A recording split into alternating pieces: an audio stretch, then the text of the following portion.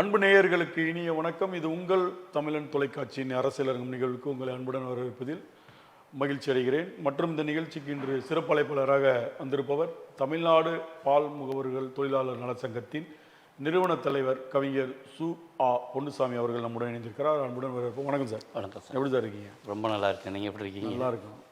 பால் இன்றைக்கி தவிர்க்க முடியாத ஒரு பொருள். எல்லார் வீடுகள்லேயும் காலையில் எழுந்திரிச்சோன்னே டீ போட்டு குடிக்கலைன்னா அன்றைய பொழுது பரபரப்பாக இருக்காதுன்ற மாதிரி ஒரு மைண்ட் செட்டப்பு. கண்டிப்பாக இன்றைக்கி இருக்கிற டீ கடைகள் எல்லாத்தையும் கணக்கு பார்த்தோம்னாலும் அதான் எல்லாத்துக்குமே மூலதனம் அந்த பால் இல்லைன்னா பண்ண முடியாது. அந்த மாதிரி விஷயங்களை நீங்கள் பெரிய லெவலில் ஒரு சங்கத்தை வச்சு முகவர்களை வச்சு டிஸ்ட்ரிபியூட் பண்ணிகிட்ருக்கீங்க. இது ஒரு சேலஞ்சிங்கான தொழில் இல்லையா? கண்டிப்பாக. ஏன்னா நிறையா உங்களை நான் ஃபாலோ பண்ணிகிட்ருக்கேன். வலைதளங்களில், ஃபேஸ்புக்கில், எல்லாத்துலேயுமே உங்களுடைய கட்டுரைகள், டெய்லி வாட்ஸ்அப்பில் வர செய்திகள் எல்லாத்தையும் பார்த்துட்ருக்கேன். எவ்வளோ சேலஞ்சிங் இருக்குதுன்னு அதை பார்த்து தெரிஞ்சு இப்போ திருடிட்டு போயிடுவாங்க பால் பாக்கெட்டை. மழை காலம் அப்படின்னு போயிட்டுருக்கு. இப்போ படிப்படியாக முன்னேறி இப்போ நீங்களும் ஒரு நிறுவனத்தை துவங்கியிருக்கீங்க. இந்த சங்கம் துவங்கி எத்தனை வருஷம் ஆச்சு? இதில் என்னென்ன சவால்லாம் இருக்குது இந்த பால் முகவர்கள் சங்கத்தில்? அதாவது அத்தியாவசிய உணவுப் பொருளாக விளங்கக்கூடிய பால் எடுத்துக்கிட்டிங்கன்னா, குழந்தைகள் பெரியவர்கள் வரைக்கும் ஒரு உணவுப் பொருளாக மட்டும் இல்லை, ஒரு மனிதன் பிறப்பில் தொடங்கி இறப்பிற்கு பின்னரும் தேவைப்படக்கூடிய ஒரு பொருள் இருக்குன்னா அது உலகத்திலே பால் மட்டும்தான்.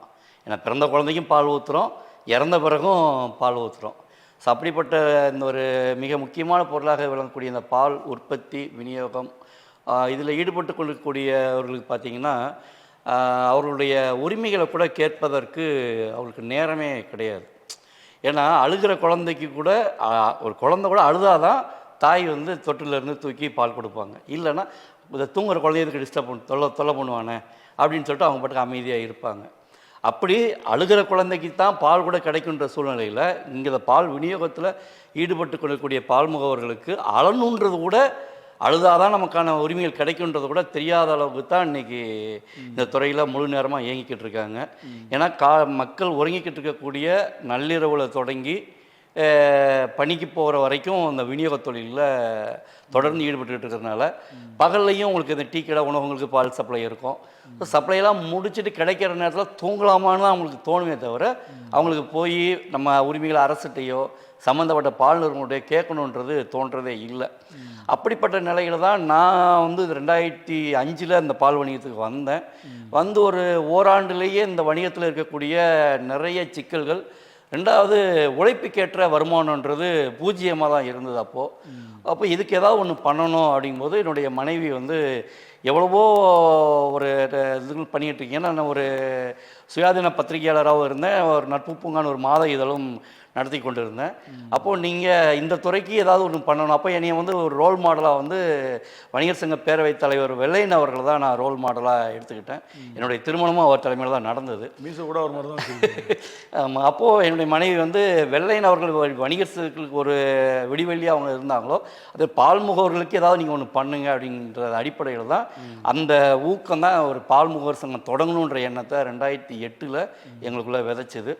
அப்போது 2008 ஒரு அமைப்பை தொடங்கி தொடர்ந்து பால் முகவர்களுக்காக பல்வேறு பிரச்சனைகளுக்காக குரல் கொடுத்து 2009 ஒரு பேரணி, கவன ஈர்ப்பு பேரணியாக தலைமைச் செயலகம் நோக்கி போகிறோம். திமுக ஆட்சி, கலைஞர் முதல்வர், ஸ்டாலின் ஒரு துணை முதல்வர் அவர்கள் பேரணி தொடங்கி போகிறதுக்குள்ளே தலைமைச் செயலகத்தில் யாருமே இல்லை. முதல்வரும் துணை முதல்வரும் பால்வளத்துறை செயலாளரை பார்க்க போகிறோம். அப்போ முத்துக்குமாரசாமி IAS.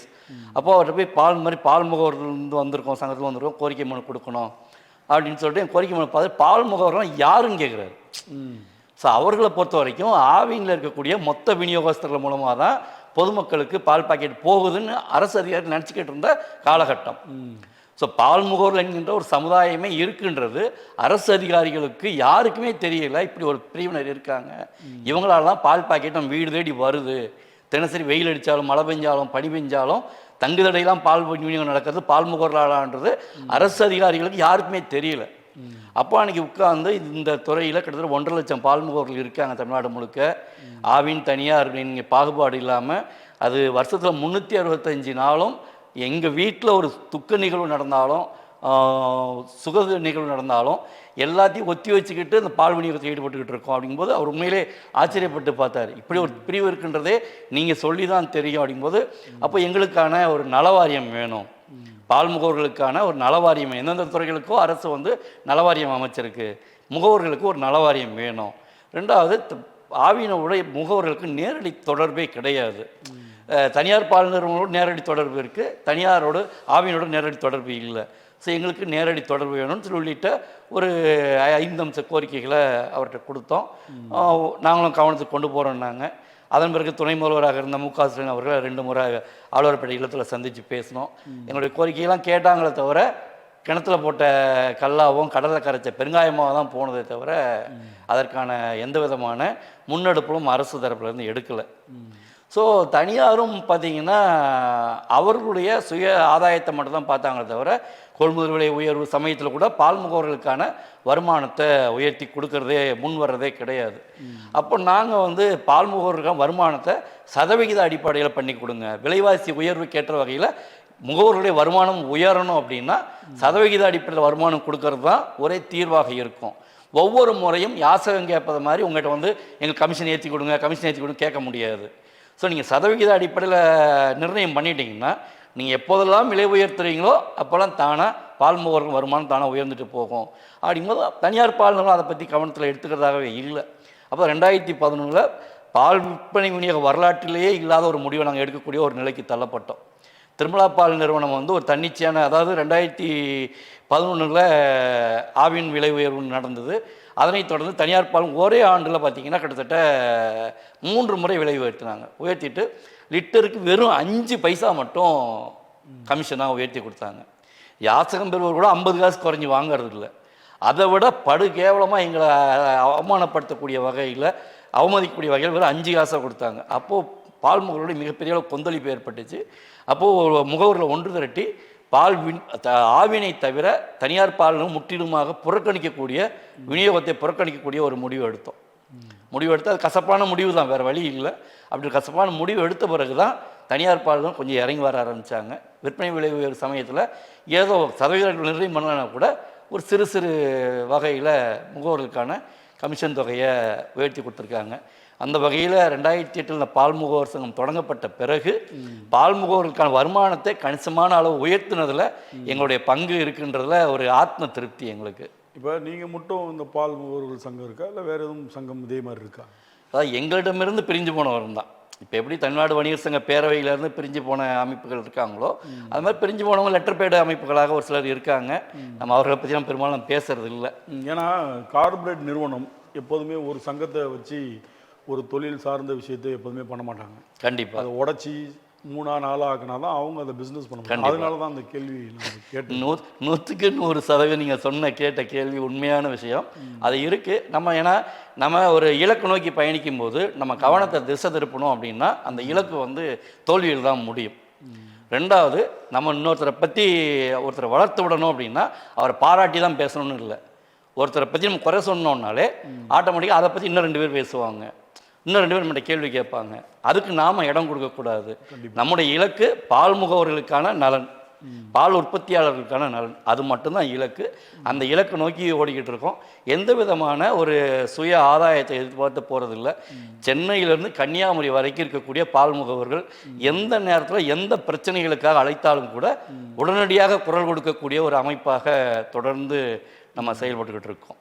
அதே நேரத்தில் இப்போ முதல்வர் கலைஞர் அவர்கள் இருக்கும்போதும், துணை முதல்வர் மு க ஸ்டாலின் இருக்கும்போதும் நாங்கள் போய் இதை பற்றி சொன்னோம். அந்த துறை அமைச்சர் அவருக்கே தெரியாமல் இருந்து எங்களை பற்றி, அதான் முதல் முறையாக அந்த மாதிரி ஒரு விஷயமே அவர் கேள்விப்பட்டார். அதுக்கப்புறம் நான் 2 முறை துணை முதல்வர் சந்தித்து மனுலாம் கொடுத்தோன்னு சொன்னீங்க. அதுக்கப்புறம் அம்மையார் மீண்டும் ஆட்சிக்கு வந்தாங்க. அந்த ஆட்சி காலத்தில் உங்களுக்கு ஏதாவது நல்லது நடந்துச்சா? அதாவது சர்வாதிகார ஆட்சின்றதுக்கு அம்மையார் செயலலிதா அவர்களை சொல்லலாம். பால் உற்பத்திக்கு அவங்க நல்லது பண்ணாங்க, மாற்று கருத்தை இல்லை. வார்த்தை உபயோகப்படுத்தலாமா? அவ்வளோ மோசமாக இருந்துச்சு. கண்டிப்பாக. அதாவது முதல்ல வந்தாங்க இல்லையா, 96 காலகட்டமாக, 96 காலகட்டம் அவங்க இருந்தது. அதன் பிறகு அது வந்து படிப்பினை படிச்சுக்கிட்டாலும் கூட அமைச்சர்களோ இல்லை முதல்வரை சந்திப்பதற்கான ஒரு வாய்ப்பே கிடைக்கவே இல்லை. ஏன்னா பால் உற்பத்திக்கான அவங்க 2014 பால் உற்பத்தியாளர்களுக்கான கொள்முதல் விலையை வந்து லிட்டருக்கு 3 ரூபா உயர்த்தி கொடுக்குறாங்க. அதே ஆண்டில் இறுதியில் 5 ரூபா உயர்த்தி கொடுத்துட்டு 10 ரூபா விற்பனை விலையை உயர்த்துறாங்க. அந்த துணிச்சல் யாருக்குமே வராது. ஆனால் நாங்கள் வரவேற்றோம். அன்றைய தினம் அந்த 10 ரூபா விலை உயர்வை வரவேற்ற ஒரே அமைப்பு தமிழ்நாட்டில் தமிழ்நாடு பால் முகவர்கள் சங்கம் மட்டும்தான். காரணம் என்னென்னா 8 ரூபா விவசாயிகளுக்கான விலையாக கொடுத்தாங்க. ஸோ அதுக்கு முன்னாடி இருந்த திராவிட முன்னேற்ற கழகமாகட்டும், அதன் பிறகு அம்மையாருக்கு பின்னாடி வந்த திராவிட முன்னேற்ற கழக ஆட்சியாகட்டும், இந்த மாதிரியான ஒரு அதிரடி முடிவுகளை எடுத்ததே இல்லை. ஏன்னா ஆவினை பொறுத்த வரைக்கும் வெறும் வாக்கு வங்கி அரசியலுக்கான இதாக மட்டும் தான் பார்த்துக்கிட்டு இருக்காங்க. ஸோ அதனால் அம்மையார் அவருடைய ஆட்சியில் சில விஷயங்கள் வந்து சர்வாதிகாரமாக இருந்தாலும் எப்படி அறுவை சிகிச்சை செய்ய வேண்டிய மருத்துவத்துக்கு அறுவை சிகிச்சை செஞ்சு தான் ஆகணுன்ற இது கட்டாயமோ அந்த மாதிரியான சில விஷயங்கள் பண்ணாங்க. அது தவிர்க்க முடியாது. அது அதே நேரத்தில் ராஜேந்திர பாலாஜி பால்வளைத்துறை அமைச்சராக இருக்கும்போது நான் நிறையா பார்த்துருக்கேன். உங்களுக்கும் அவருக்கும் வார்த்தை போர், அறிக்கை போர் நிறையா நான் வலைதளங்களில் பார்த்துருக்கேன். ஏன் அவர் மேலே உங்களுக்கு அவ்வளோ கோபம்? ராஜேந்திர பாலாஜி அவர்களை பொறுத்த வரைக்கும் தனிப்பட்ட முறையிலான எந்த விதமான காழ்ப்புணர்ச்சி எதுவுமே கிடையாது. ஏன்னா அவர்கிட்ட முழுக்க அதிகாரம் கையில் இருக்குது. அவர் ஒரு பொது வழியில் பொத்தாம்பொதுல ஒரு வழிபோக்கன் மாதிரி குற்றச்சாட்டு முன்வைக்கிறார். என்ன சொல்கிறாரு, இன்னைக்கு தனியார் பால் நிறுவனம் அனைத்துமே உயிருக்கு தீங்கி விளைவிக்கக்கூடிய ரசாயனங்கள் கலப்படம் பண்ணுறாங்க. குழந்தைகளுக்கு கேன்சர் வர்றது காரணம் கூட தனியார் பால் நிறுவனங்கள் தான் சொல்கிறார். அப்போது எந்த விதமான அடிப்படை ஆதாரங்களும் உங்கள்கிட்ட இருக்குது அப்படின்னா நடவடிக்கை எடுக்கக்கூடிய இடத்துல நீங்கள் இருக்கீங்க. ஆமாம், நீங்கள் பொது வழியில் வந்து ஊடகங்கள் நாம் பேசலாம், நீங்கள் பேசலாம். ஒரு நிறுவனம் தப்பு பண்ணுதுன்றத நாம் பேசலாம், நீங்கள் பேசலாம். ஆனால் ஒரு அமைச்சராக இருக்கிறவர் நடவடிக்கை எடுப்பதற்கான அத்துணை அதிகாரிகளும் அவர் கீழே இருக்காங்க.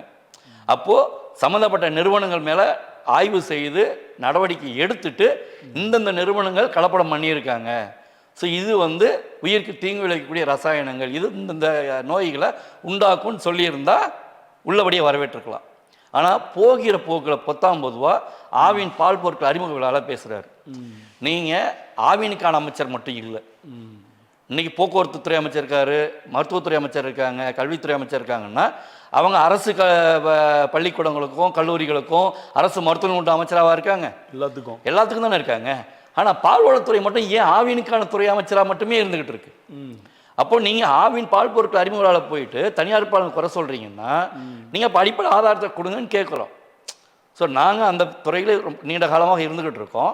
சரி, எங்களுக்கே தெரியாத விஷயங்களாகவே இருக்கட்டும், உங்கள்கிட்ட இருக்குன்னா நடவடிக்கை எடுங்க. 2011 உச்சநீதிமன்றத்தில் ஒரு பொதுநல வழக்கு வட மாநிலத்தில் யூபி சேர்ந்த ஒருத்தர் போடுறார், பாலில் உயிருக்கு தீங்கு விளைவிக்கக்கூடிய ரசாயனம் கலப்படம் பண்ணுறாங்கன்னு. அப்போ உச்சநீதிமன்றம் ஒரு உத்தரவு போடுது மத்திய அரசுக்கு, இந்தியா முழுக்க பால் மாதிரிகளை சாம்பிள் எடுத்து நீங்கள் வந்து அறிக்கை தாக்கல் பண்ணணும்னு. அப்போது மத்திய அரசுடைய உணவு பாதுகாப்புத்துறை FSSAI வந்து இந்தியா முழுக்க சாம்பிள்ஸ் எடுத்து அதில் 64% பயன்படுத்த தகுதியற்றவை அப்படின்னு சொல்லி ஒரு அறிக்கை தாக்கல் பண்ணுறாங்க. அப்போ உச்சநீதிமன்றம் திரும்ப ஒரு உத்தரவு போட, நீ மொட்டையே அப்படி 64% கொடுத்தா எப்படி, அது எந்தெந்த மாநிலங்களில் கலப்படம் இருக்குன்றதை உறுதிப்படுத்து, ஒரு அஃபிடவிட் தாக்கல் பண்ணுங்குது. அப்போ திரும்ப ஒரு அஃபிடவிட் தாக்கல் பண்ணுறாங்க. அதில் பாதுகாப்பான மாநிலங்கள், நல்ல தரமான பால் விநியோகத்தில் இருக்கக்கூடிய மாநிலங்கள் எதுன்னு கேட்டால் தமிழ்நாடு 2வது இடத்துல இருக்குது. தூய பால் விநியோகம் செய்வதில் 2வது இடத்துல இருக்குது. முதல் இடத்துல கோவா இருக்குது, அடுத்து தமிழ்நாடு, அப்புறம் கேரளா இருக்குது, ஆந்திரா, கர்நாடகா, பாண்டிச்சேரி, இந்த தென் மாநிலங்கள் தான் நம்ம தரமான பால விநியோகத்தில் முன்னணியில் இருக்கும். வட மாநிலம் எல்லாமே கலப்படத்தில் பெயர் போன மாநிலம் தான் இருக்குது. அப்போ உச்சநீதிமன்றம் அடுத்த ஒரு உத்தரவு பிறப்பிக்கிறாங்க, கலப்படம் செய்யக்கூடிய பால் விற்பனை செய்பவர்களுக்கு ஆயுள் தண்டனை விதிக்கணும்னு. அப்போ உற்பத்தி செய்கிறவங்களுக்கு கூட அவங்க ஆயுள் தண்டனை விதிக்கணும்னு சொல்ல நீதி விதிகள், விற்பனை செய்கிறவங்களுக்கு அப்புறம் அதை மறுபரிசீலனை செய்யணும். நம்ம அறிக்கைகள் கொடுத்தோம், ஆய்வு இது பண்ணோம். அப்படி இருக்கும்போது இப்படி ஒரு விஷயங்கள் நடந்திருக்குன்றதே துறை சார்ந்த அமைச்சருக்கு தெரிஞ்சிருக்கணும்ல. ஒரு விஷயத்தை பற்றி பேசும்போது அதிகாரிகள்கிட்ட இதை பற்றி கேட்டிருக்கணும். கேட்டுட்டு இந்த மாதிரி விஷயங்கள் இருக்குது, அப்போ நம்ம என்ன பண்ணலான்னு கேட்டுட்டு அவர் பேசியிருந்தாருன்னா பரவாயில்ல. அப்போ தான் நாங்கள் வந்து என்ன பண்ணுறோம், அமைச்சர் வந்து சொல்லக்கூடிய விஷயம் முழுக்க தவறான விஷயம், அடிப்படை ஆதாரமற்ற குற்றச்சாட்டு, வழிபோக்கன் மாதிரி பேசுவது அமைச்சருக்கு அழகு இல்லைன்றோம். அவர் விஷயம் என்னன்னா, ஒரு தனியார் பால் நிறுவனத்திட்ட அமௌண்ட் கேட்டார், அந்த நிறுவனம் கொடுக்கல. உண்மை. ரெண்டாவது அவர் இருக்கக்கூடிய ஊரில் அந்த நிறுவனம் வந்து ஒரு விளையாட்டு அரங்கு திறக்கிறாங்க. அந்த நிறுவனம் திறக்கிறதுல வந்து இவரை சிறப்பு அழைப்பாளரை கூப்பிடலை. ஸோ அந்த ஒரு நிறுவனத்தை கார்னர் பண்ணி இந்த நிறுவனத்து பேரை சொன்னால் பிரச்சனை வரும் அப்படின்றதுனால, ஏன்னா அந்த நிறுவனம் சும்மா இருப்பாங்களா? அடிப்படை ஆதாரம் இல்லாமல் ஒரு குற்றச்சாட்டு சொன்னால் சும்மா இருப்பாங்களா? அப்போ வேறு வழி இல்லாமல் பொத்தாம்பதுவா சொல்லிட்டா எல்லா தனியார் பால் நிறுவனங்களுக்கும் பாதிப்பு வந்துடும் அப்படின்னு சொல்லிட்டு ஒரு குற்றச்சாட்டை முன் வச்சார். குற்றச்சாட்டு முன் வச்சோன்னா நாங்கள் இதில் வந்து நாங்கள் பதில் சொல்லுவோம்னு அவர் எதிர்பார்க்கல. தனியார் பால் நிறுவனம் பொறுத்தவரைக்கும் ஏன் அமைதி காத்தாங்க அப்படின்னா, அவர்களுக்கு தொழில் முக்கியம். ஏன்னா அரசு நிர்வாகத்தையும் அரசு அமைச்சரையும் எதிர்த்து பேசினா நம்மளுக்கு நிம்மதியாக தொழில் செய்ய விட மாட்டாங்க. அதுவும் அப்போ அதிமுக ஆட்சி அப்படின்னு நல்லா தெரியும். அமைச்சரை எதிர்த்து ஒரு விஷயம் பண்ணாங்க அப்படின்னா நிம்மதியாக தொழில் செய்ய முடியாதுன்னா அவங்க தொழிலை தக்க வச்சுக்கிறதுக்காக தனியார் பால் யாரையும் முதல்ல குரல் கொடுக்கல. அப்போ நாங்கள் குரல் கொடுக்கும்போது உடனடியாக என்ன சொல்கிற அமைச்சர் பொன்னுசாமி முதல்ல பால் முகவரே இல்லை, அவர் பால் முகவருக்கும் பால் உற்பத்தியாளருக்கும் வித்தியாசம் தெரியாமல் பேசினார். ஒன்று, பால் முகவர் வயசானவர் ஈரோட்டில் இருக்கார் செங்கோட்டுவேல்னு, அவர் தான் பால் முகவர். பால் உற்பத்தியாளர் சங்க தலைவர். செங்கோட்டையில் வந்து பால் உற்பத்தியாளர் சங்கத்தில் பால் முகவர் இல்லை. ரெண்டாவது பொன்னுசாமி கார்பரேட் நிறுவனம் பணம் வாங்கிட்டு பேசுகிறாரு அப்படின்னாரு. நான் அதை பொன்னுசாமி பணம் வாங்கிட்டு பேசுகிறேன், அடிப்படை ஆதாரத்தை கொடுங்க. உங்கள்கிட்ட அதிகாரம் கையில் இருக்கு இல்லையா? என் பேங்க் ஸ்டேட்மெண்ட் எல்லாத்தையுமே நான் என்னுடைய வங்கி கணக்கு, என் குடும்பத்தினுடைய வங்கி கணக்கு ஒட்டுமொத்தமாக எடுத்து போடுறேன். அதில் எங்கேயாவது ஒரு நயா பைசா நான் தனியார் பணம் வாங்கியிருக்கேன்னு நிரூபிச்சிங்கன்னா நான் என் தொழிலை விட்டே போயிடுறேன். இல்லை நீங்கள் அமைச்சர் பதவி விலக தயாரானா அவர் அடுத்து உடனே ரிப்ளை கொடுக்குறாரு, நான் அந்த கலப்படம் இல்லைன்னு நிரூபித்தா நான் தூக்கில் தொங்குறேன்னாரு. அப்போ நான் என்ன பண்ணோம், ஒரு தகவல் உரிமை சட்டத்துக்கு மத்திய அரசுடைய உணவு பகுப்பாய்வு கூடங்கள் தமிழ்நாட்டில் ஒரு 5 இருக்குது. அந்த 5க்கும் கடிதம் ஆடி கேட்குறோம். எந்தெந்த எவ்வளோ சாம்பிள்ஸ் எடுத்திருக்கீங்க தமிழ்நாட்டில் இது வரைக்கும், அதில் எந்தெந்த நிறுவனங்கள் அடல்ட்ரேஷன் பண்ணியிருக்கிறதா கண்டுபிடிச்சிருக்கீங்க, அதில் உயிருக்கு தீங்கு விளைவிக்கக்கூடிய ரசாயனங்கள் ஹைட்ரஜன் பெராக்சைடு, ஃபார்மாலின்னு இந்த மாதிரியான விஷயங்கள் எந்தெந்த நிறுவனங்கள் பயன்படுத்துகிறாங்கன்றதை கண்டுபிடிச்சிருக்கீங்க அப்படின்றத தரவுகள் கொடுங்கன்னு கேட்கும்போது அந்த மாதிரியான கலப்படங்கள் தமிழ்நாட்டில் எந்த நிறுவனங்களும் கண்டுபிடிக்கப்படலை. ஒன்று, தமிழ்நாட்டில் மொத்தம் 960 சாம்பிள்ஸ் எடுத்ததில் ஆவினுடைய சாம்பிள்ஸ் வந்து ஒரு 8ஓ 9ஓ தான் எடுத்திருக்காங்க. அந்த 8ஓ 9ஓ எடுத்ததில் 7 சாம்பிள்ஸ் தரக்குறைவாக இருக்குது. ஆவின்ல 930 சாம்பிள்ஸில் 7 சாம்பிள்ஸ் ஆவின்.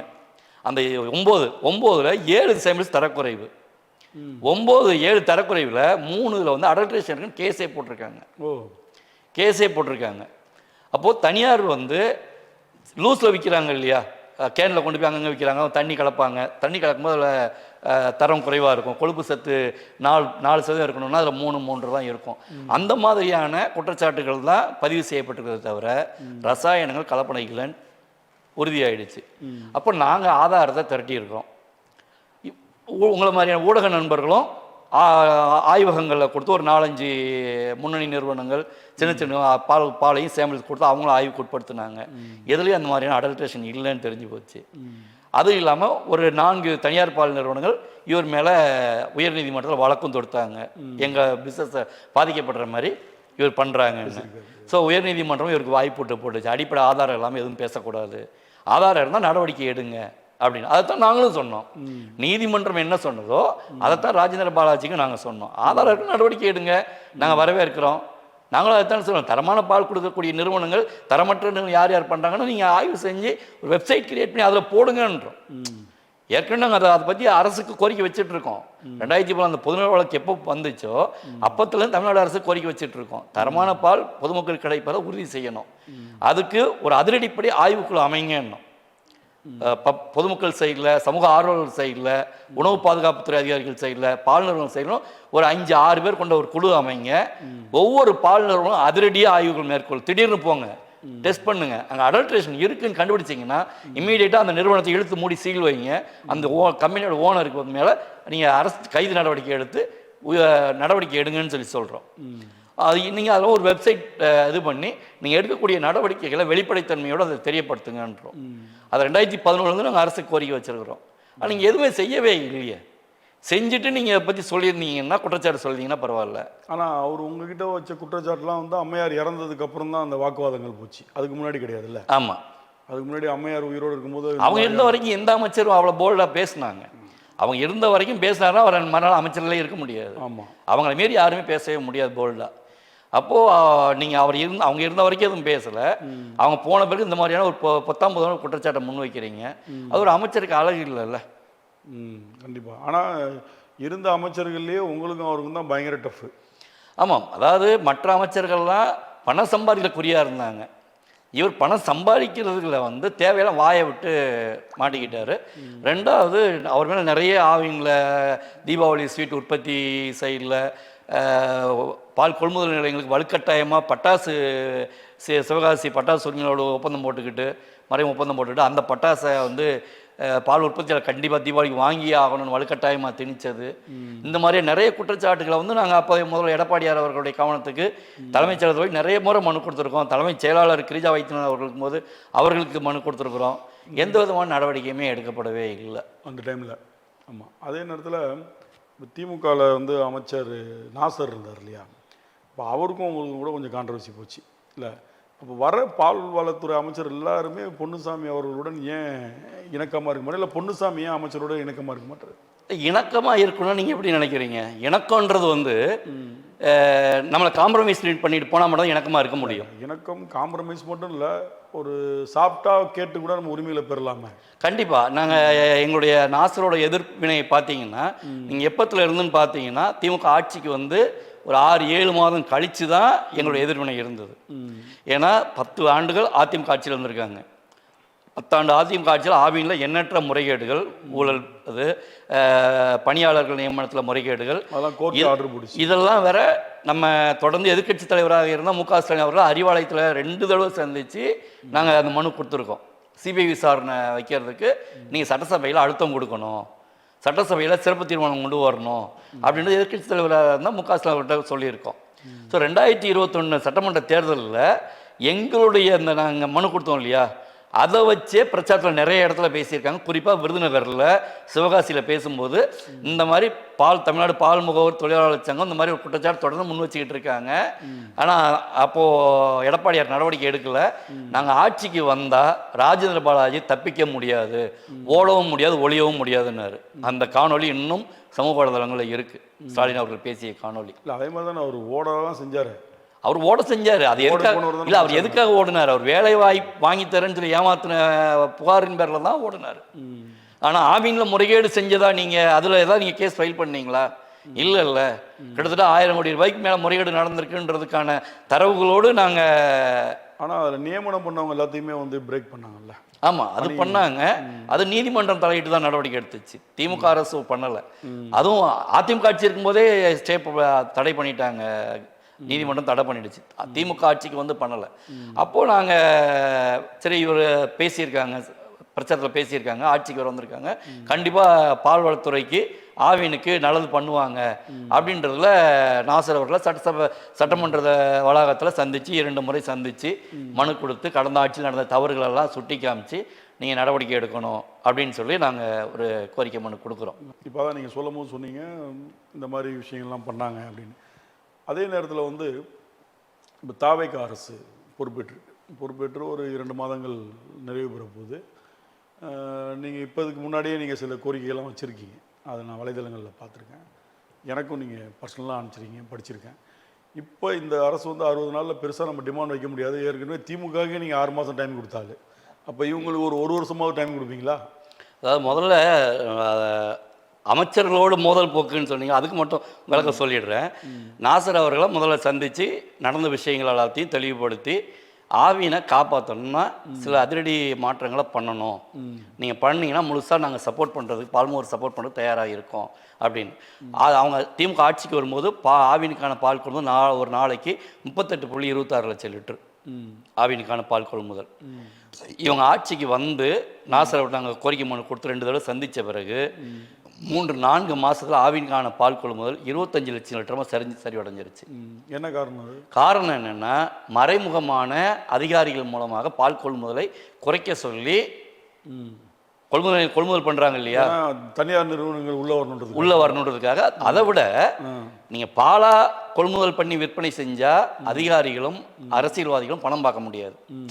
ஸோ அப்போது ஆவினுக்கான பால் கொள்முதலை மட்டும் தான் இவங்களை குறைக்க முடியுமே தவிர விற்பனையை குறைக்க முடியாது. விற்பனை கிட்டத்தட்ட ஒரு 30 லட்சம் லிட்டர் கிராஸ் பண்ண ஆரம்பிச்சிருச்சு. எனக்கு ஆட்சிக்கு வந்து 3 ரூபா குறைச்சாங்க இல்லையா, அதனால் விற்பனை அதிகமாக ஆரம்பிச்சிருச்சு.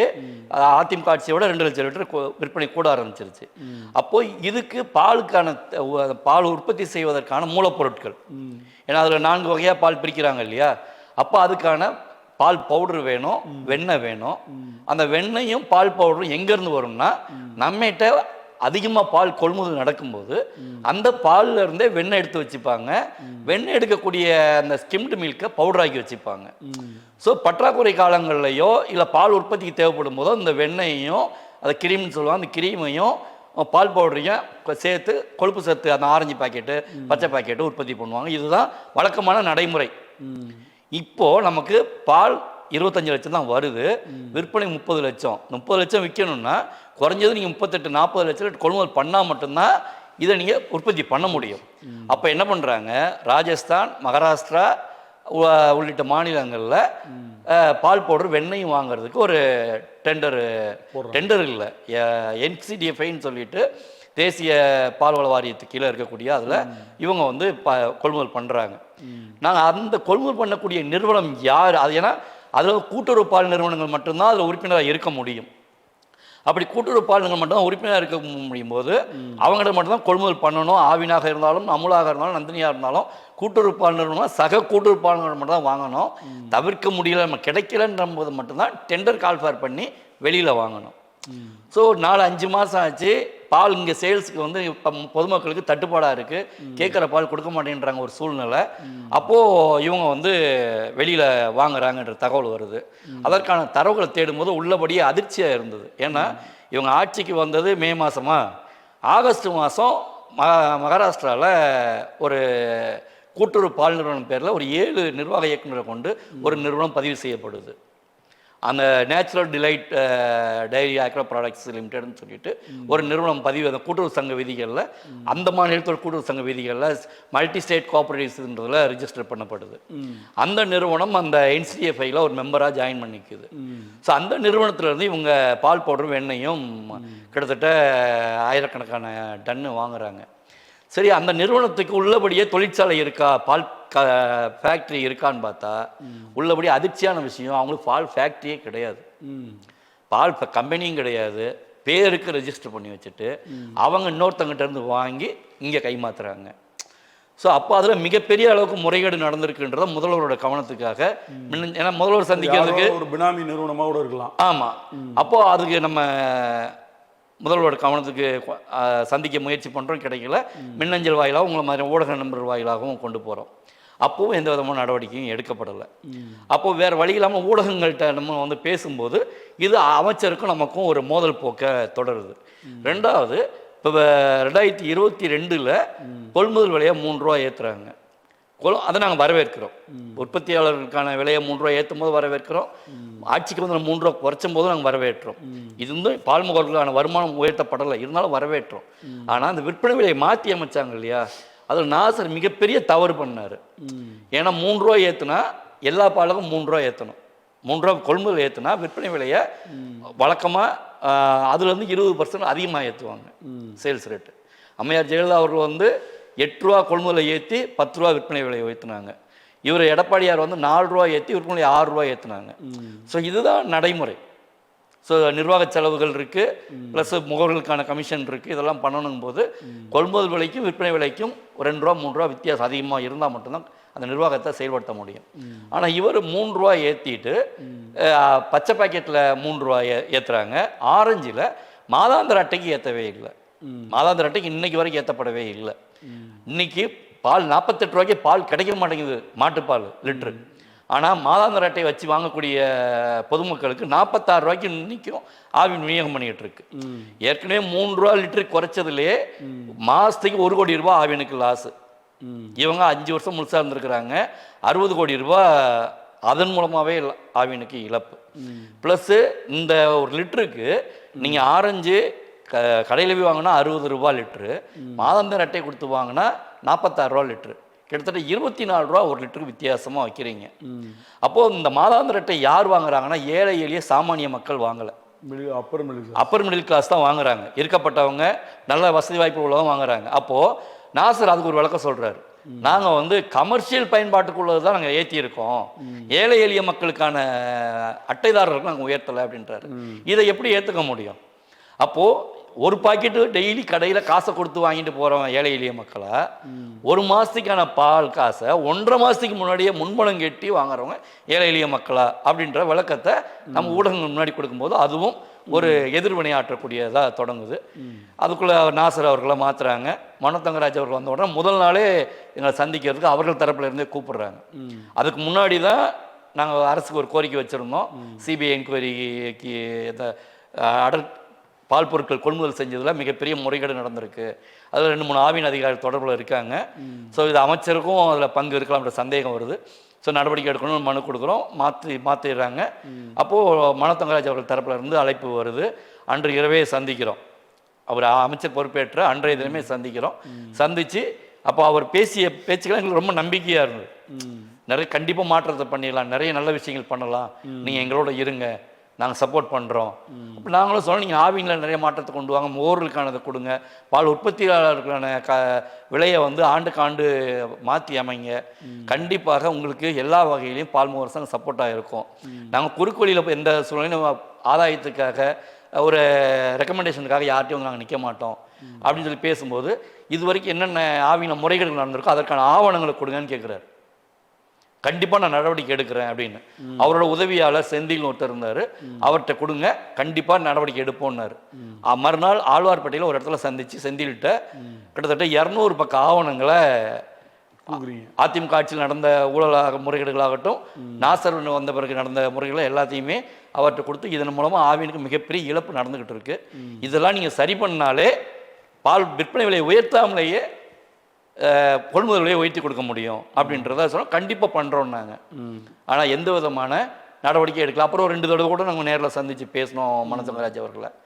அதன் பிறகும் எந்த விதமான நடவடிக்கை எடுக்கப்படலை. பொய்யான தரவுகளை அமைச்சர் பேசும்போது வேறு வழி இல்லாமல் பழையபடி நாங்கள் எதிர்வினையாற்ற தொடங்கும் போது அவரும் வழக்கம் போல் நாசர் மாதிரி ராஜேந்திர பாலாஜி மாதிரி எங்களை வந்து ரியாக்ட் பண்ண ஆரம்பிச்சிட்டாரு. வேறு வழி இல்லாமல் நாங்களும் முதல்வரை சந்திக்கிறதுக்கு பல முறை விக்ரமாதித்யன் கதை மாதிரி தொடர்ந்து முயற்சி பண்ணிக்கிட்டே இருந்தோமே தவிர. அதான் எனக்கு என்னென்னா, மற்ற அமைச்சர்கள் எல்லா துறையும் கையாளுறாங்க, அங்கெல்லாம் பெரிய டிஸ்ட்ரிபியூட் இல்லை, இங்கே மட்டும் ஏன் ஒரு பொன்னுசாமி மட்டும் எல்லா அமைச்சருமே எதிராக திரும்புகிறாங்களே, என்ன மேட்டர்னு தெரியலையே. இல்லை, பால் வந்து டெய்லிக்கு முதல்ல சொன்னீங்க இல்லையா, காலை தூங்கி எழுந்திரிச்ச உடனே டீ காஃபி இல்லாமல் அன்றைய தினம் வந்து முழுமையாக பூர்த்தி அடையாது. கண்டிப்பாக காலையில் ஒரு பொதுமக்கள் காலை எழுந்திரிச்சு வீட்டில் பை கட்டி தான் போட்டாங்கன்னா எழுந்திரிச்சு வந்தோன்னா பால் வந்திருக்கான்னு தான் பார்ப்பாங்க. இன்றைய தினம் கூட நான் இன்றைக்கி நம்ம ஸ்டுடியோக்கு வரும்போது கூட இன்றைக்கி வரது தாமதமான காரணம் என்னென்னா, நாங்கள் எங்கள் சங்கத்து சார்பில் ஒரு முயற்சிகளை ஒரு கூட்டுறவு பால் நிறுவனம் ஆரம்பித்து ஒரு 6 மாத காலம் போய்கிட்டு இருக்கு. பால் முகவர்கள் பெயர்லேயே எம்டி டைரின்னு சொல்லிட்டு ஒரு பால் கம்பெனி ஆரம்பித்து போய்கிட்டு இருக்கு. அது வந்து திருத்தணி தாண்டி தான் தொழிற்சாலை இருக்குது. இன்றைக்கி வரும்போது வண்டி நள்ளிரவில் பிரேக் டவுன் ஆகிடுச்சு. பிரேக் டவுன் ஆனதுனால சப்ளை வந்து இன்றைக்கி சென்னைக்கு வந்து பாதிப்படைஞ்சது. ஸோ அந்த சப்ளை வந்து நேரத்துக்கு கொடுக்கணுன்றதுனால ஓடி ஓடி ஓடி எல்லா இடமும் நம்ம அதை தலைமையில் இருக்கிறதுனால அதை ஃபாலோ பண்ணதுனால இதாகி போச்சு. அப்போது பொதுமக்களுக்கு எந்த இடத்துலையும் பால் தட்டுப்பாடு இல்லாமல் விநியோகம் செய்யணுன்றதுல ஒரு உறுதியாக இருக்கும், தெளிவாக இருக்கும்போது அப்போ அந்த இடத்துல ஏதாவது ஒரு தவறு நடக்கும்போது பார்த்துக்கிட்டு சும்மா இருக்க முடியல. ஏன்னா ஆவின் வந்து அரசு நிறுவனம் இல்லை, முதல்ல அதை நம்ம எல்லாருமே தெளிவாக புரிஞ்சுக்கணும். அரசுடைய கூட்டுறவு நிறுவனம், பால் உற்பத்தியாளர்களுடைய சொத்து அது. நீங்கள் அந்த இன்றைக்கி அமுல் ஆகட்டும், நந்தினி ஆகட்டும், ஏன் இன்றைக்கி அசுர வளர்ச்சி அடைஞ்சிட்ருக்கு? நந்தினி நம்மகிட்ட வந்து பாடம் கற்றுக்கிட்டு போனோம், அமுல் ஆவின்லாம் பாடம் கற்றுட்டு போனோம்.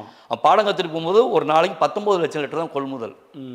நம்ம ஆவினுடைய கொள்முதல் கிட்டத்தட்ட அதே கூட தான் இருந்தது. ஆனால் இன்றைக்கி நந்தினியோட கொள்முதல் 1 கோடி லிட்டர் ஒரு நாளைக்கு. 1 கோடி லிட்டர் கொள்முதல் இன்றைக்கி உலகளாவிய சந்தையில் அவன் இன்றைக்கி கொலை வச்சுக்கிட்டு இருக்கான். அதே மாதிரி அமுலும் உலகளாவிய நாடுகளில் கொலை வச்சுக்கிட்டு இருக்கான். கிரிக்கெட் மாதிரியான உலகக்கோப்பை கிரிக்கெட் மாதிரியான போட்டிகளில் ஸ்பான்சராக 2 நிறுவனங்கள் வந்துக்கிட்டு இருக்கு. ஏன் ஆவின் வரல? ஏன் உலகளாவிய சந்தைக்கு இவங்க போகலைன்னா இதில் அரசியல் தலையீடு, அங்கே அரசியல் தலையீடு இல்லை. அதுதான் முக்கியம். நாங்கள் சொல்லக்கூடிய திரும்ப திரும்ப நாங்கள் ஆட்சியாளர்கள் வரக்கூடியவங்களும் சொல்கிறோம், ஆவினை வெறும் வாக்கு வங்கி அரசியலாக பயன்படுத்தாதீங்க. நீங்கள் வாக்கு வங்கி அரசியலாக பயன்படுத்த ஆவின் வந்து வீழ்ச்சியை நோக்கி தான் போயிட்டு இருக்கே தவிர வளர்ச்சியை நோக்கி போகாது. இது பால் உற்பத்தியாளர்களுக்கான நிறுவனம், அதை அதன் போக்கில் விடுங்க. அது ஒரு கால்நடைய வளர்ப்பு நீங்கள் கட்டி போட்டு வளர்ப்பதற்கும் அதன் மேய்ச்சல் வகையில் நீங்கள் விட்டு மேய்ச்சலுக்கும் பால் உற்பத்தி வித்தியாசப்படும். அது மாதிரி தான் ஆவினுடைய வளர்ச்சியும். நீங்கள் அந்த நிறுவனத்தை ஒரு ஐஏஎஸ் அதிகாரியை நீங்கள் நியமனம் பண்ணிட்டீங்கன்னா அமைச்சர் வந்து எல்லா நிறுவனங்களுக்குமான அமைச்சர், தனியார் ஆவினுக்குமான அமைச்சர். அவர் ஆவின்லையும் போய் தலையீடு பண்ணி அதில் ஆய்வு செய்கிறேன் இதில் ஆய்வு செய்கிறேன்னு சொல்லி நீங்கள் அங்கே தலையீடு பண்ணி உங்களுக்கு கீழே இருக்கக்கூடிய அரசியல்வாதிகளும் வட்டச் செயலாளர் அது மாவட்ட செயலாளர் வரைக்கும் அந்தந்த மாவட்டங்களில் போய் உள்ளே பூந்து அங்கே ஒரு சேர்மனை போட்டு ஒன்றியங்களுக்கு எதுக்கு சேர்மன், அதில் சேர்மனை போட ஒரு அங்கே ஒரு இளம் ஐஏஎஸை போடுங்க. ஒரு இளம் ஐஏஎஸை போட்டு அந்த மாவட்ட ஒன்றியத்தை அவங்க கண்காணிக்கட்டும். நீங்கள் அரசியல்வாதியை போட்டிங்கன்னா இன்னைக்கு இப்போ கட்சிக்காக ஒரு 100 ரூபா செலவு பண்ணான்னா அந்த 100 மடங்கு எடுக்க தான் பார்ப்பான். நான் 100 ரூபா செலவு பண்ணியிருக்கேன், ஸோ நான் அதில் ஒரு 1 லட்ச ரூபாய் என்ன சம்பாதிக்கணும்னு நான் பார்ப்பானே தவிர ஆவினுடைய வளர்ச்சிக்காக பார்க்க மாட்டான். நாங்கள் இந்த துறையை நீண்ட காலமாக இருக்கிறதுனால இந்த ஆவின் நிர்வாகம் நல்லா இருக்கணும், அதன் சார்பில் இருக்கக்கூடிய பால் முகவர்களும் பால் உற்பத்தியாளர்களும் பலனடையணுன்றதுக்காக தான் இதை தொடர்ந்து நாங்கள் பேசிக்கிட்டு இருக்கோம். கண்டிப்பாக. இப்போ அதே நேரத்தில் சொல்லி இந்த அரசியல்வாதிங்க இப்படி தான் இருக்கிறாங்க அப்படின்னு சொல்லிட்டு இருக்கும்போது எனக்கு ஒரு நினைவூட்டல். 2021 பெரம்பூர் சட்டமன்ற தொகுதியோட வேட்பாளர் நீங்கள் ஏன் திடீர்னு அரசியலை சூஸ் பண்ணீங்க? அதாவது ராஜேந்திர பாலாஜி அவர்களோட இணைந்து கட்சியில் இணைந்து 2017 ராஜேந்திர பாலாஜி எதிர்வினை ஆற்றுன்னு சொல்லி பேசணும் இல்லையா, அதுதான் அரசியலுக்கான முதல் வித்தா இருந்தது. ஏன்னா அப்போதான் கமல்ஹாசன் சார் வந்து வைரத்தால தான் இருக்கணுன்ற மாதிரி அரசியல்வாதியாக அது நான் தேடி போனதில்லை. சில விஷயங்கள் வந்து நம்ம தேடி போவோம், சில விஷயங்கள் நம்மளை தேடி வரும். இந்த பால் முகவர் சங்கம் என்கின்ற ஒரு அமைப்பை உருவாக்குற வாய்ப்பு கூட நானாக விரும்பினாலும் கூட அதன் தலைமை பொறுப்பு வந்து நான் விரும்பாத விஷயம். இந்த அமைப்புக்கே வேறொருவர் தான் தலைவராக போடணும்னு சொல்லி பேசி முடிவெடுத்து அதற்கான நகர்வுகளை நோக்கி போகும்போது முதல் நாள் கூட்டத்தில் தலைவர் பொறுப்பேற்க இருந்த நபர் வந்து பின்வாங்கிட்டார். பின்வாங்கினதுனால குருவி தலையில் பணங்காய வச்ச மாதிரி என் தலையில் அந்த பாரம் வைக்கப்பட்டது. ஏற்றுக்கொண்ட பொறுப்பை திறம்பட செய்து முடித்தாக வேண்டும் என்கின்ற இதில் அன்னைக்கிலேருந்து இன்னைக்கு வரை தொடர்ந்து ஓடிக்கிட்டு இருக்கேன். அது மாதிரி 2017 ராஜேந்திர பாலாஜியோட மோதல் போக்கு கடைபிடிச்சிட்டு இருக்கும்போது கமல் சார் வந்து அதிமுக ஆட்சி விமர்சனம் பண்ணுறாங்க ட்விட்டரில். அப்போது வந்து ஜெயக்குமார் வந்து மீனவளத்துறை அமைச்சர் ஜெயக்குமார் வந்து ஒரு வயசானவர், அதனால தான் நடிப்பு இல்லை வாய்ப்பு இல்லை, அதனால அதுக்கு வராருங்கும்போது நாங்கள் எங்கள் சார்பில் ஒரு அறிக்கை வெளியிட்டோம். அப்போது நேரில் சந்தித்து ஒரு தார்மீக அடிப்படையில் ஆதரவு தெரிவிக்கணும் அவருக்கு. ஏன்னா நாங்களும் அதிமுக அமைச்சர்களால் பாதிக்கப்பட்டுக்கிட்டு இருக்கோம். தனிப்பட்ட முறையில் ஒரு தனிமனித தாக்குதலில் ராஜேந்திர பாலாஜி அவர்கள் வந்து நாங்கள் பணம் வாங்கிட்டு பண்ணுறோன்னு சொல்லி பேசுகிறாரு. அப்போ அவரையும் தனிமனித தாக்குதலில் அமைச்சர்கள் ஈடுபடுறாங்க. ஸோ நேரில் சந்தித்து பேசணும்னு சொல்லி ஒரு அனுமதிக்காக முயற்சி பண்ணும்போது பிக்பாஸ் முதல்ல அலுவலகம் ஆழ்வார்பேட்டைக்கு தான் அப்பாயின்மெண்ட் அனுமதி கொடுத்துருந்தாங்க. அப்புறம் பிக்பாஸ் ஷூட்டிங் எடுக்கக்கூடிய EVP ஃபிலிம் சிட்டிக்கு அங்கே வர சொல்லியிருந்தாங்க காலையில். எங்களுக்கு வந்து சந்திப்புக்கான அனுமதி 10 நிமிடங்கள் மட்டும்தான். அதுக்குள்ளே காலையில் சந்திச்சுட்டு நீங்கள் பேசிட்டு போயிடலான்னு. ஆனால் அன்றைக்கி எங்கிட்ட அவர் பேசினது கிட்டத்தட்ட 1 மணி நேரம் எங்கிட்ட பேசினார். அப்போது நாங்கள் போகும்போது ஒரு ஊடக செய்தி ஒரு வார இதில் ஒன்று அவருடைய பேட்டி அதில் இருந்தது. அப்போ அதை படிச்சுட்டு போகும்போது அவர் ஒரு விஷயத்தில் இறங்கினாலும் அதில் வெற்றி அடையாமல் பின்வாங்க மாட்டார் அப்படின்ற ஒரு இதை படிக்கும்போது ஏன் இவரை அரசியலுக்கு நம்ம வாங்கன்னு சொல்லி இன்வைட் பண்ணக்கூடாது அப்படின்ற ஒரு எண்ணம் மனசில் படித்து அன்றைக்கி நான் எங்கள் சங்கத்து நிர்வாகிகள்லாம் பேசும்போது நீங்கள் கண்டிப்பாக அரசியலுக்கு வரணும், இந்த 2 கழகங்களுக்கும் மாற்றாக புதியவர்கள் யாராவது வந்தால் மட்டும்தான் இந்த அரசியல் என்கிற சாக்கடையை சுத்தப்படுத்த முடியும். சாக்கடையெல்லாம் சொல்லிக்கிட்டே இருந்தால் அது சுத்தமாகாது அப்படிங்கும்போது அப்போ அவரும் இதை பற்றி யோசிக்கிறேன். எங்கள் மன்றத்தினர் சேர்ந்தவரோடு நான் கலந்து பேசுகிறேனாங்க. அப்புறம் அவங்க கட்சி ஆரம்பித்தாங்க. தொடர்ந்து வெளியிலேருந்தே நாங்கள் எங்களுக்கான ஆதரவுன்றதை விட நல்ல விஷயங்களுக்கு குரல் கொடுத்துக்கிட்டு இருந்தோம். அதே அவர் பாராளுமன்ற இடைத்தேர்தலில் ராமநாதபுரத்தில் முதல் தீவிரவாதி இஸ்லாம்னு சொல்லும்போது கடுமையாக எதிர்வினையாற்றி அவர் மேலே ஒரு கண்டன அறிக்கையை நாங்கள் வெளியிட்டோம். ஸோ எங்கே தவறு நடந்தாலும் சுட்டி காட்டக்கூடிய இடத்துல, நல்லது நடக்கக்கூடிய பாராட்டக்கூடிய இடத்துல இருந்தோம். அப்படி தான் அவங்க அந்த உள்ளாட்சி தேர்தலை புறக்கணிக்கும் போது மக்கள் மையம் புறக்கணிப்பதாக சொல்லும்போது நாங்கள் ஒரு கடுமையாக ஒரு அறிக்கையை வெளியிட்டேன். ஏன்னா எம்எல்ஏவை விட மக்களோடு நெருங்கி போகக்கூடிய இடத்துல யார் இருக்காங்கன்னா வார்டு மன்றம் உறுப்பினரும் பஞ்சாயத்து தலைவர்களும் தான் கிராமப்புற மக்களோடு ஏழை எளிய மக்களோடு நேரடி தொடர்பில் இருக்கக்கூடியவங்க. ஸோ நீங்கள் அதை புறக்கணிச்சிங்கன்னா சரியாக இருக்காது அப்படின்னு சொல்லி ஒரு அறிக்கை வெளியிட்ட அடுத்த ஒரு 10வது நிமிடம் அவர் உதவியாளர்கிட்ட என்கிட்ட தொலைபேசி அழைப்பு வந்தது. நேரில் வாங்க சார் பார்க்கணுன்றாங்க அப்படின்ட்டு. இப்போ ஆழ்வார்பேட்டைக்கு மறுநாள் நேரில் போகும்போது அதற்கான காரணங்களை அவர் சொன்னார், எதுக்காக நாங்கள் அதில் பங்கெடுக்கலை அப்படின்னு சொல்லிட்டு. நீங்கள் தொடர்ந்து வெளியிலேருந்தே சப்போர்ட் பண்ணிக்கிட்டு இருக்கீங்க, உங்களை மாதிரியான நேர்மையாளர்கள்லாம் வெளியிலே இருந்துக்கிட்டு இருந்தால் இப்போ இது எப்படி சரியாக இருக்கும், வாங்க அப்படின்னு சொல்லிட்டு அவர் கூப்பிடும்போது அந்த நேரத்தில் என்னால் மறுப்பு சொல்ல முடியல. உடனடியாக கட்சியுடைய தொழிலாளர் நல அணியுடைய மாநில செயலாளராக நியமனம் செய்யப்பட்டேன். அது இல்லாமல் நாங்கள் பால்முகவர் சங்கம் தொழிற்சங்கமாக வச்சுக்கிட்டு இருந்ததுனால கட்சிக்கான தொழிற்சங்கம், கட்சி ஆரம்பித்து 2 ஆண்டுகளாக போகுது, கட்சிக்கான தொழிற்சங்கமும் உருவாக்கப்படலை. ஸோ அந்த கட்சிக்கான தொழிற்சங்கத்தை உருவாக்கக்கூடிய பொறுப்பையும் என்கிட்ட நம்பி ஒப்படைச்சாங்க. திறம்பட அதை செயல்பட்டு அதையும் நம்ம ஒரு தொழிற்சங்க பேரவை என்கின்ற பெயரில் அதையும் பதிவு செஞ்சு உருவாக்கினேன்.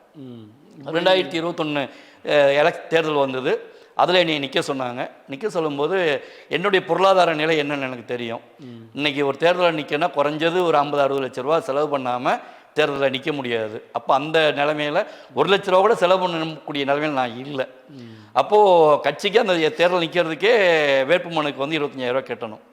அப்போது நான் அதுக்கு முன்னாடி நிர்வாக குழு கூட்டம் நடக்கும்போதே என்னுடைய இதை சொல்லிட்டேன், நான் நிற்க முடியாது அப்படின்ட்டு. உடனே மறுநாள் காலையில் தலைவர் கூப்பிட்ருக்காங்க, வாங்க அப்படின்னாங்க. போகும்போது போய் உள்ள தலைவர் நானும் தான் பேசிக்கிட்டு இருக்கோம். பக்கத்தில் ஒரு உதவியாளர் மூர்த்தினா இருக்காங்க. பேசிக்கிட்டு இருக்கும்போது, இல்லை நீ கண்டிப்பாக நிற்கணும் அப்படின்றாரு கமல் சார்.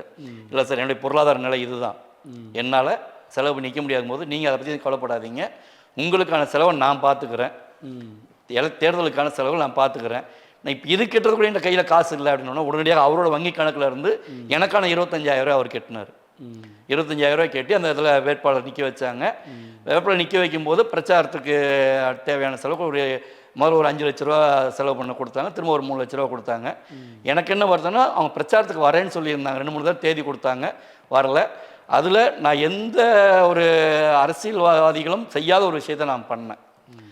ஏன்னா ஏற்கனவே ஏதோ ஒன்று பண்ணுங்கன்னாங்க. அப்போது வந்து 7 வார்டு, பெரம்பூரில் வந்து 7 வார்டு இருக்குது. இந்த 7 வார்டில் இருக்கக்கூடிய பிரச்சனைகளை கண்டறிந்து அந்த பிரச்சனைகளுக்கு பிரமாண உறுதிமொழி பத்திரம் ஒன்று போட்டேன், ஸ்டாம்ப் பேப்பர், 100 ரூபா ஸ்டாம்ப் பேப்பரில் போட்டு, நான் எம்எல்ஏவாக வெற்றி பெற்று வந்தேன் அப்படின்னா இத்தனை ஒரு குறிப்பிட்ட காலகட்டத்துக்குள்ளே இந்த பிரச்சனை சரி பண்ணி கொடுக்கல அப்படின்னா நான் வந்து பதவி விலகிறேன் அப்படின்றத உறுதிமொழியாக கையெழுத்து போட்டு பொதுமக்களுக்கு அதை விநியோகம் பண்ணேன். ஒவ்வொரு வார்டுலையுமே சட்டமன்ற உறுப்பினர் அலுவலகம் திறப்பேன். வாரத்தில் ஒவ்வொரு அலுவலகத்திலையும் குறிப்பிட்ட நேரம் நான் இருப்பேன். மக்கள் குறைகளை கேட்பேன் உள்ளிட்ட பல்வேறு வாக்குறுதிகளை கொடுத்தோம். அதில் விட்னஸாக வந்து கமல் சாரே கையெழுத்து போட்டிருக்காங்க. அப்போ கையெழுத்து போடும்போது கேட்டாங்க, இது சாத்தியப்படுத்த முடியுமான்னு கேட்டாங்க. சார், நீங்கள் என் மேலே நம்பிக்கை வச்சுருக்கீங்க. அவர் அந்த என்னை நிற்க சொல்லும்போது ஒரு விஷயம் சொன்னார், பொன்னுசாமி, எவ்வளோ பேர் ஜெயித்த பிறகு எவ்வளோ பேர் விலை போகலாம், விலை போகாதவர்கள் என்று ஒரு சிலரை என் மனசில் வச்சுருக்கேன். ஜெயித்த பிறகு சட்டமன்றத்துக்குள்ளே போகிறதுக்கு முன்னாடி நிறைய பேர் விலை போகலாம், அப்படி விலை போகாதவர்கள் நான் ஒரு சிலர் மனசில் வச்சுருக்கேன். அப்படி விலை போகாதவர்கள் மனசில் வச்சுருக்கல, நீங்கள் ஒரு நபர், அந்த நம்பிக்கை இருக்குது. அதனால் அப்படியே நான் சொன்னேன், சார் நீங்கள் என் மேலே நம்பிக்கை வச்சுருக்கீங்க, அந்த நம்பிக்கை வச்சுருக்கும்போது இதெல்லாம் கண்டிப்பாக செய்ய முடியுன்ற நம்பிக்கையில் தான் இதை உங்கள்கிட்ட நான் விட்னஸாக வாங்குறேன்னு சொல்லி கையெழுத்து வாங்கிட்டு வந்து அதை பிரிண்ட் அவுட் போட்டு எல்லா மக்களுக்கும் கொடுத்தேன். இவ்வளோ க்ளோஸாக இருந்த நீங்கள் வந்து திடீர்னு அந்த கட்சியிலேருந்து வெளியே வந்துட்டீங்களே. மக்கள் நீதி மையம் எதுக்காக ஆரம்பிக்கப்பட்டது? மாற்றத்துக்காக தானே ஆரம்பித்தாங்க. நீங்கள் வந்து கூட்டணி போகணும் முடிவு பண்ணியிருந்தீங்கன்னா 2021 சட்டமன்ற தேர்தலிலே கூட்டணி போயிருந்தீங்கன்னா ஒரு 10-15 எம்எல்ஏவாவது உள்ளே போயிருந்துருப்பாங்க, சரியா? ஆனால் நீங்கள் மாற்றத்துக்காகன்னு வந்த பிறகு அதில் லாபமோ நஷ்டமோ வெற்றி தோல்வி அப்புறம் நீங்கள் தொடர்ந்து தனித்தே நின்றுருக்கணும். அதை விட்டுட்டு நீங்கள் கூட்டணின்ற பேரில் அங்கே போய் நின்றுட்டு நம்ம யாரை எதிர்த்து கட்சி தொடங்கணுமோ, எந்த கழகங்களுக்கு மாற்றான கட்சின்னு தொடங்கணுமோ, கடைசியில் அவங்ககிட்டேன்னு போகும்போது நம்ம பெத்த குழந்தைய நம்மளே குறை சொல்கிறது சரியாக இருக்காது இல்லையா? ஸோ அதனால் விமர்சனம் பண்ணுவதற்கு எனக்கு விருப்பம் இல்லை. ரெண்டாவது இன்னொரு விஷயம் வந்து, நான் பால்முகர் சங்க தலைவராக இருக்கிறதுனால அதில் வந்து கட்சியுடைய 2ஆம் கட்ட தலைவருடைய தலையீடு அதிகமாக இருந்தது. ஏன்னா மனோ தங்கராஜ் அமைச்சரான பொறுப்பேற்ற அன்னைக்கு அவரை போய் நாங்கள் சந்திச்சுட்டு வந்த உடனே கட்சியுடைய 2ஆம் கட்ட தலைவர்கிட்ட அழைப்பு வந்தது, நீங்கள் எப்படி அமைச்சரை போய் சந்திக்கலாம் அப்படின்னு கேட்டாங்க. நான் அப்போ சொன்னேன், ஏங்க நான் கட்சி சார்பில் போகலாம், மையம் சார்பில் போயிருந்தேன்னா உங்கள்கிட்ட அனுமதி கேட்டு போகலாம். ஆனால் நான் போனது பால்முகர் சங்க தலைவராக போயிருக்கேன். 18 ஆண்டு காலமாக பால்முகர்களுக்காக கோரிக்கைகளுக்காக அரசுகிட்ட கோரிக்கை வச்சுக்கிட்டே இருக்கோம். அந்த கோரிக்கைக்காக அமைச்சரை பார்க்க போயிருக்கேன். ஆனால் நீங்கள் வந்து ஏன் அனுமதி கேட்டு போகலைன்னா, இதுக்கும் நான் கட்சிக்கு என்ன சம்பந்தம் இருக்குது? அது இல்லாமல் பால் முகவர் சங்கம் என்கின்ற ஒரு அடையாளம் தான் பொன்னுசாமியை கமல் சார்கிட்ட கொண்டு போய் நிப்பாட்டி இருக்கு. ஒரு ரசிகனாக கொண்டு போய் நிப்பாட்டலை. நான் எந்த நடிகர்களுக்கும் நான் ரசிகனும் கிடையாது. அப்போ ஒரு அமைப்புடைய தலைவர் என்கின்ற முறையில் அந்த அடையாளம் வச்சு தான் நாங்கள் போயிருக்கேன். ஸோ எனக்கு வந்து சிங்கத்துக்கு வாளாக இருப்பதை விட பூனைக்கு தலையாக இருப்பதே சாலச் சிறந்ததுன்னு சொல்லிட்டு கமல் சாருக்கு ஒரு 7 பக்கம் லெட்ரு டீட்டெயில்டாக எழுதி கொடுத்துட்டு நான் அப்படியே அமைதியாக ஒதுங்கிக்கிட்டேன். அரசியல் வேண்டாம் அப்படின்னு. சும்மா போனதுக்கே அரசியல் இவ்வளோ பிரச்சனை வருது, நமக்கு சங்கமே போதும் அப்படின்னு நீங்கள் வெளியே வந்துட்டீங்க. அதே நேரத்தில் நிறையா இந்த பால்முகவர் பிரச்சனையை நீங்கள் டீல் பண்ணிகிட்டு இருக்கீங்க. எவ்வளோ மெம்பர் இருப்பாங்க இன்றைக்கி தமிழ்நாடு முழுக்க இருக்கக்கூடிய இதில் பார்த்தீங்கன்னா 1.5 லட்சம் முகவர்கள் கிட்டத்தட்ட இருக்காங்க. முகவர்கள் இருக்கிறது இதில் 10% தான் உறுப்பினர்களை வந்து சந்தா வாங்கி அவங்ககிட்ட ஃபாலோ பண்ண முடியுது. காரணம் என்னென்னா, இந்த பொறுப்பில் இருக்கக்கூடிய நாங்களும் இந்த தொழில் செய்கிறோம், சக நிர்வாகிகளும் இந்த தொழிலில் தான் இருக்காங்க. இப்போ பகலில் செய்யக்கூடிய தொழில்களாக இருந்தால் நமக்கு நேரம் நிறைய இருக்கும். இன்றைக்கி எங்கே போனாலும் சரி, வெளியூருக்கு போனாலும் சரி, இல்லை ஒரு நிகழ்ச்சிக்கு போனாலும் சரி, காலை 10 மணிக்கு மேலே சாயங்காலம் 6 மணிக்கு உள்ள இந்த இடைப்பட்ட காலத்தில் தான் எங்கேயுமே போக முடியும், வர முடியும். ஸோ இப்போ வெளி மாவட்டங்களுக்கெல்லாம் போய் எல்லாரையும் ஒருங்கிணைக்கிறதுன்றது வந்து ஒரு சவாலான விஷயமா இருக்குது. அந்த வகையில் இன்றைக்கி பால்முகவர் சங்கத்தை மூலை முடுக்கெல்லாம் கொண்டு போனதில் மிகப்பெரிய பங்குனா ஊடகங்களுக்கு தான். ஸோ ஊடகங்களுக்கு தான் நான் நன்றி சொல்லணும். கண்டிப்பாக இவ்வளோ நேரம் உங்கள் நேரத்தை ஒதுக்கி பால் முகவர்கள் எவ்வளோ கஷ்டப்படுறாங்க, எவ்வளோ பிரச்சனை இருக்குது, எந்த ஆட்சி வந்தாலும் எங்களுக்கு பிரச்சனை தான் அப்படின்னு சொல்லியிருக்கீங்க. நல்ல விஷயத்தையும் சொல்லியிருக்கீங்க. ரொம்ப நன்றி உங்கள் நேரத்தை ஒதுக்கி நம்ம அரங்கத்துக்கு வந்ததுக்கு. எனக்கு இப்படி ஒரு வாய்ப்பை கொடுத்ததுக்கு உங்களுக்கும் தமிழ்நாடு தொலைக்காட்சிக்கும் மனமார்ந்த நன்றி தெரிவிக்க கடமைப்பட்டிருக்கேன். கடைசியாக மட்டும் ஒரு விஷயத்தை பேசிட்டு முடிச்சுக்கிறேன். இப்போதைய தாவேகா அரசு நிறைய நல்ல விஷயங்கள் செய்கிறாங்கன்ற தகவல் வந்துக்கிட்டு இருக்குது. பால்வளத்துறைக்கு நாங்கள் ஏற்கனவே பல முறை கோரிக்கை வச்சிட்ருக்கோம், ஊடகங்கள் வாயிலாகவும் கோரிக்கைகள் வச்சிட்ருக்கோம். உடனடியாக பால் உற்பத்தியை அதிகப்படுத்துவதற்கான நடவடிக்கையை தமிழ்நாடு அரசு எடுக்கலை அப்படின்னா மிகப்பெரிய பாதிப்பை தமிழ்நாடு சந்திக்கும். அதற்கு முதலமைச்சர் அவர்கள் உடனடியாக போர்க்கால அடிப்படையில் நடவடிக்கை எடுக்கணுன்ற கோரிக்கையை கேட்டுக்கிறேன். நன்றி, வணக்கம். மீண்டும் அடுத்த அரசியல் அரங்கம் நிகழ்வில் மற்றொரு சிறப்பு அழைப்பாளருடன் சந்திக்கும் வரை விடைபெறுகிறேன். நன்றி, வணக்கம்.